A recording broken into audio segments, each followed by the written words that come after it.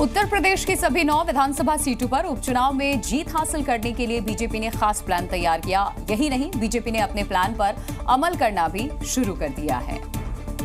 और वो है बीजेपी का नवरत्न प्लान। नवरत्न प्लान के तहत यूपी बीजेपी ने 9 लेयर में जीत का फॉर्मूला बनाया है, जिसमें पहले नंबर पर है पन्ना प्रमुख, जिनके पास पन्ने में दर्ज 60 वोटरों को बीजेपी के पक्ष में वोट डालने के लिए घरों से निकालकर बूथ तक लाने की जिम्मेदारी है।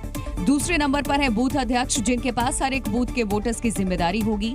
तीसरे नंबर पर है विधानसभा प्रभारी, जो उपचुनाव वाले क्षेत्र में रैलियां और बैठकों के कार्यक्रम तय करेंगे।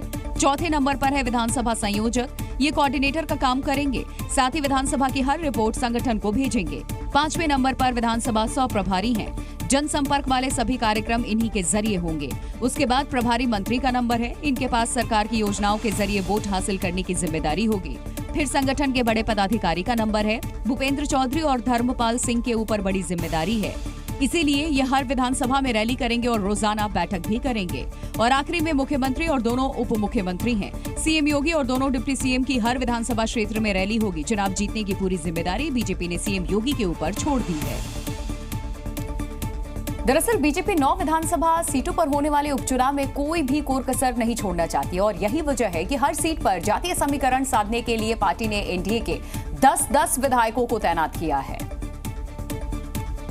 साथ ही 2-2 सांसदों की भी ड्यूटी लगाई गई है। इनके अलावा संगठन के 3-3 पदाधिकारियों को भी जिम्मेदारी सौंपी गई है, जबकि प्रतिनिधियों को मंडल और शक्ति केंद्रों की जिम्मेदारी दी गई है। चुनावी गतिविधियों पर ध्यान रखने के लिए सभी विधानसभा क्षेत्रों में कंट्रोल रूम बनाया जा रहा है, जिन्हें प्रदेश मुख्यालय में बने कंट्रोल रूम के साथ जोड़ा जाएगा।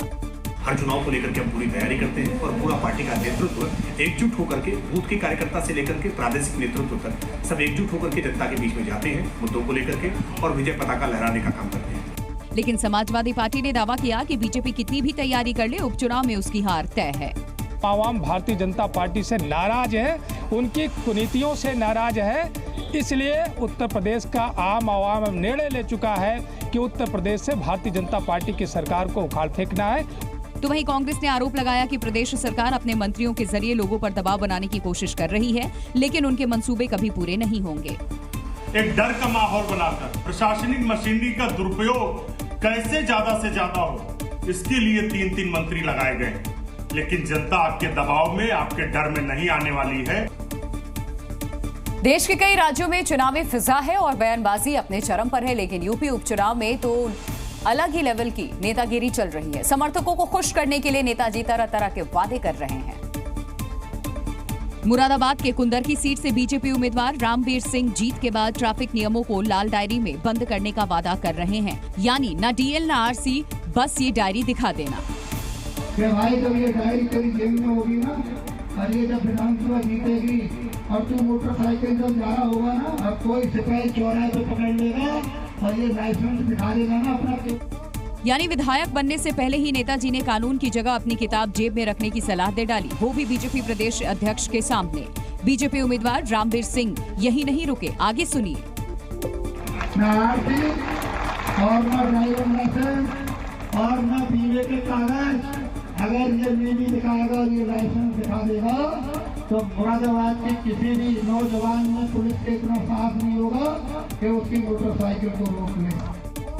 बता दें कि कुंदरकी उपचुनाव में बीजेपी ने ठाकुर रामवीर सिंह को अपना प्रत्याशी बनाया है और बूथ कार्यकर्ता सम्मेलन में बतौर मुख्य अतिथि प्रदेश अध्यक्ष भूपेंद्र सिंह पहुंचे हुए थे। उसी दौरान बीजेपी उम्मीदवार ने ये बयान दिया।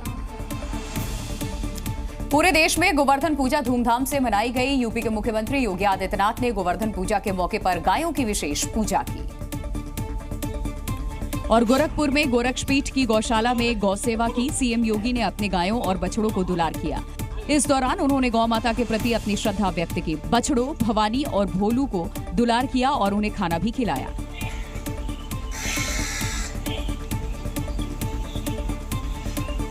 इस दौरान दूसरी गाय मुख्यमंत्री को बछड़ों से दुलार करती देखती और अपनी बारी का इंतजार करती नजर आई। सीएम योगी ने बछिया का नाम भवानी रखा है तो बछड़े का नाम भोलू, और जब भी वो गोरखनाथ मंदिर प्रवास पर होते हैं भवानी और भोलू का हाल जरूर जानते हैं। सीएम योगी के दुलार और स्नेह से भवानी और भोलू भी उनसे काफी घुल मिल गए।